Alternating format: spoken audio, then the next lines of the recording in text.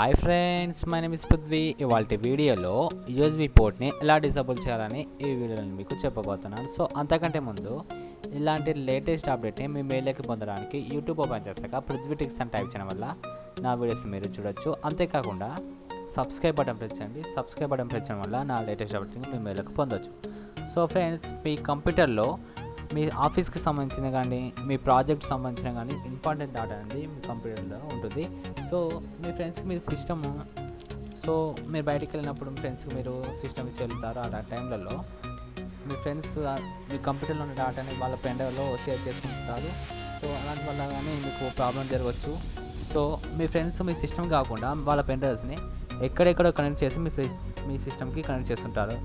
అలాంటి టైంలలో మీ పెన్డ్రైవ్లో మీ ఫ్రెండ్స్ పెన్డ్రైవ్లో ఉన్న వైరస్గా మీ సిస్టమ్కి అటాక్ అవుతుంది. అలాంటి టైంలలో మీ సిస్టమ్ అనేది హ్యాంగ్ అయ్యి టోటల్గా పాడవుతుంది. సో ఇలాంటి ప్రాబ్లమ్స్ నుండి తప్పించుకోవడానికి మీ యూఎస్బీ పోర్ట్ని ప్రొటెక్ట్ చేసుకోవాలి. సో దానికోసం నేను ఈ వీడియో నుంచి ట్రిక్స్ చూపిస్తాను. దానికోసం మీరు first of all Windows R అని టైప్ చేయండి. విండోస్ ఆర్ అని టైప్ చేసిన తర్వాత మీకు రన్ అనే ఆప్షన్ వస్తుంది కదా. ఓకే, ఈ డైలాగ్ బాక్స్లో ఇక్కడ సెర్చ్ చేయండి. ఏంటంటే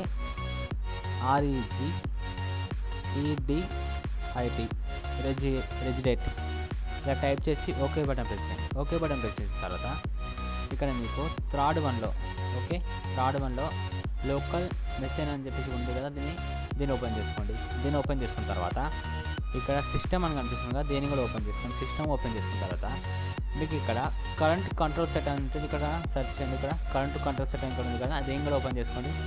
దీన్ని ఓపెన్ చేసుకున్న తర్వాత సర్వీసెస్ని క్లిక్ చేసుకోండి. సర్వీసెస్ని క్లిక్ చేసుకున్న తర్వాత కిందికి స్క్రాల్ చేసుకుంటారండి. మీకు ఇక్కడ యూఎస్బీ స్టోర్ అని కనిపిస్తుంది. ఓకే, యూఎస్బీ స్టోర్ అని కనిపిస్తుంది. ఇక్కడ వెతకండి. సో ఓకే, కిందికి రండి. ఇక్కడ ఉంది కదా యూఎస్బీ స్టోర్.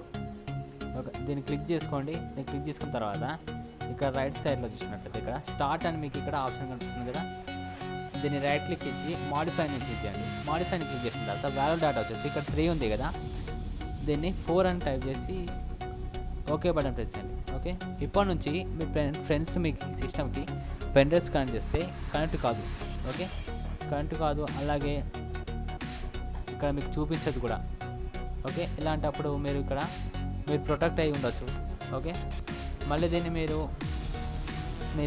బయటికి వెళ్ళే ముందు దీన్ని మీరు 4 అని టైప్ చేసి వెళ్ళిపోండి. అలాగే మీరు మళ్ళీ వచ్చిన తర్వాత మీరు 3 అని టైప్ చేసుకొని మీరు ఏదో విధంగా మళ్ళీ ఆటోమేటిక్గా మీరు వాడుకోవచ్చు.